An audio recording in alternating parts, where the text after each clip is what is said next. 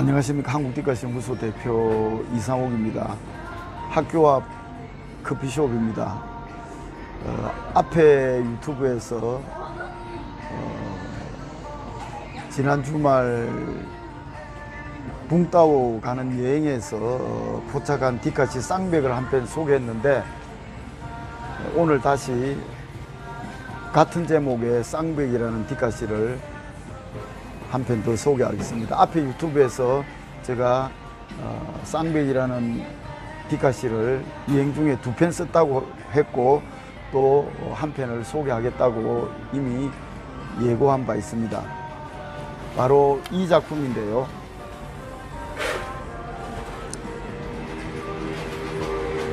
이 작품의 영상은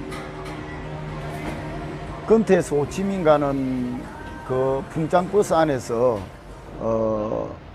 갑자기 비가 쏟아지고, 그래서 유리창에 빗방울이 맺혀 있고 밖으로 보이는 그런 아주 수채화 같은 아름다운 풍경을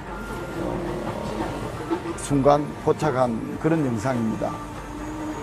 앞에 쌍백이라는 작품도 역시 같은 비슷한 풍경입니다만은 일단 이 작품을 한번 읽어보겠습니다. 쌍백. 김창렬의 물방울은 알겠는데 구경 수치하는 김춘수가 말한 무음이.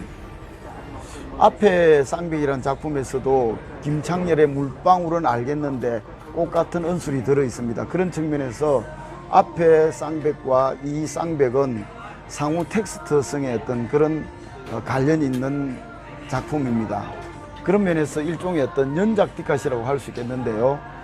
여기에서 구경 수치하는 김춘수가 말한 무음이 이렇게 언술한 것은 유리창에 맺힌 그 빗방울로서의 그 물방울은 역시 물방울의 하가 김창렬의 어떤 그런 한유로, 그렇게, 그러니까 한유적 상상력으로 물방울의 한유로서 김창렬의 물방울이라는 그런 작품으로 생각한 것입니다. 그러니까 여기서 또 하나의 어떤 후경으로 드러난 수채화로서의 그 흐릿한 버섯처럼 보이는, 그리고 또 다른 사물들이 뒤에 그 어떤 초록 그런 자연과 어우러져서 한 폭의 수채화로 드러나고 있는데, 이걸 어떻게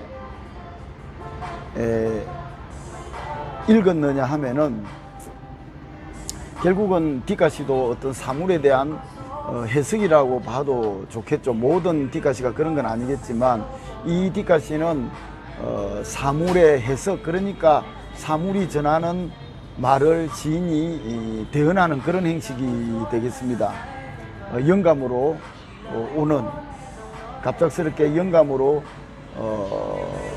내리를 스치는 그 언수를 받아 적는 것과 같은 것이죠. 그러면 김창렬의 물방울이라는 이 것으로 한유한 것이, 그러면 하가 김창렬의 물방울이라는 것은 어떻게 보면은, 저는 김창렬의 물방울의 그림에 대한 뭐 깊은 지식도 없지만은 단순하게 생각해서 이 하가가, 제가 자꾸 시인이라고 말을 하는데, 하가가 그린 물방울은 어떻게 보면은 실제 자연의 어떤 그 물방울보다 더 리얼한, 더 물방울다운, 물방울의 이데아를 드러내는 것 같은 어떤 그런 정교함을 보여주는데, 그걸 평생 추구했습니다. 그렇다면은 이것은 어떤 관념화, 의미화라고도 볼 수 있겠죠. 어떻게 보면 새로운 어떤, 물론 관념이 되겠습니다만은 물방울이라는 관념을 더욱 극대화시킨 것이 김창렬의 물방울이라고 본다면, 그럼 왜 풍경을 갖다가 김춘수가 말한 무업이 이렇게 짐짓 어문을 표했느냐 하면은 후갱의 그 수채화는 어떻게 보면은 간념이 지워지는 것이죠. 여기 버섯라든지 초목이라든지 이런 것들이 그들이 가지고 있는 간념이 비가 오고 흐릿해짐으로써 사라져 버리고 아주 새로운 어떤 그런 사물로서 이렇게 드러난다고 볼 수 있겠습니다. 그러니까 김춘수가 말하는 무의미시라는 것은 기존의 어떤 의미를 철저하게 지워버리고 어떤 무의미하는 것인데, 과연 그렇다고 해서 그것이 의미가 없어지느냐? 전혀 다른 어떤 사물로서 예술화되는 그런 것이라면은 이 디카시에서 후갱으로 보여주는 어떤 그 수채화라는 것은 그것이 예술이 되고 아름다워지는 것은 그들이 가지고 있는 버섯라는 것, 아니면 초목이라는 것, 하늘이라는 것, 이런 관념들이 흐릿해지고 지워짐으로써 오히려 새로운 사물이 되는 그런 경지를 보여준다고 봐서, 그런 면에서 김춘수가 말하는 무의미, 이런 생각을 언수를 하게 된 것입니다. 그렇다면은 김창렬의 물방울, 유리창에 맺힌 어떤 그 물방울은 간념이 극대화되는 것이고 전혀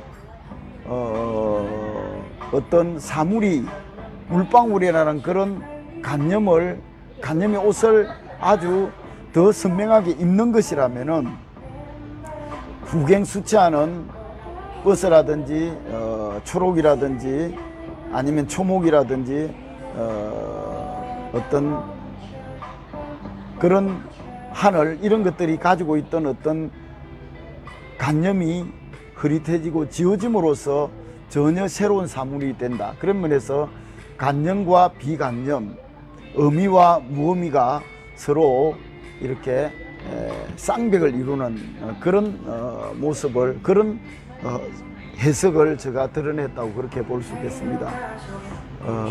아무튼 이 디카시는 하나의 어떤 간념 예술과 비간념 예술의 어떤 쌍벽, 이런